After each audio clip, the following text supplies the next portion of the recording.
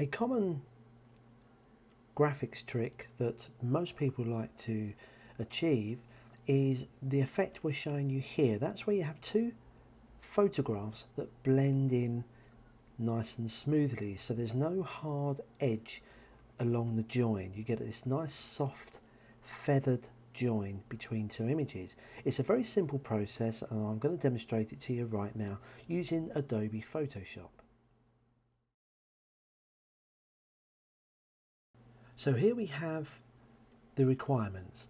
I've created a blank canvas file here, and I've also opened up two images, the image of the laptop and the image of a keyboard. Now I'm going to place the keyboard image in first, so I'm using my move tool, which is up here on the toolbox in Photoshop CS2, and all I need to do is to select this picture and drag and drop it and let go. I can now move it around freely in this new file. I place it where I want that to go. I'm then going to drag and drop the laptop picture from here into the new file. So just a simple drag and drop. When I let go, it now places that in also, which I can move around. Now when I put this in position, I want to overlap the two pictures by at least 2 centimeters. And the reason I'm doing 2 centimeters is because it will give me a much wider spread for the blend. Once you've got those overlapped, if we take a look here at the layers palette, you'll see we now have 3 layers. We have the background layer.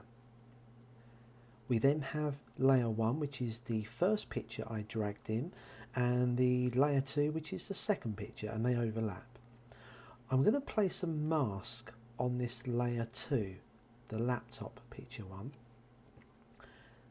and that's controlled in Photoshop by this button down here called Add Layer Mask, and I click on that and it adds a mask. Now there's the layer here, and here's the mask. The mask is what I'm on at the moment. Now move across to the toolbox and I'll choose the gradient tool.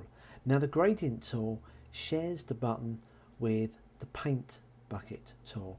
So some of you may actually just see the paint pot. If you do see that, you then have to hold your mouse button down and select the gradient tool.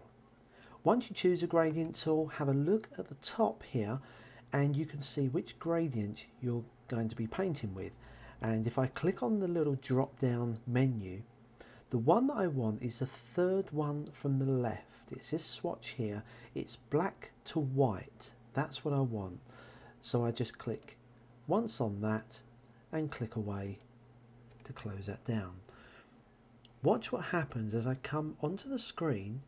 I'm going to move this little crosshair where my cursor is onto the edge of the overlapping pictures.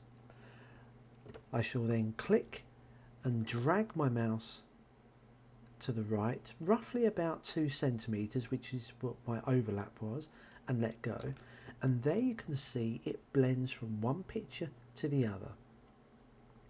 To finish off this creation, I choose my crop tool and specify the area I want to keep for the picture, double click, and there's my completed picture with a blend from one picture to another.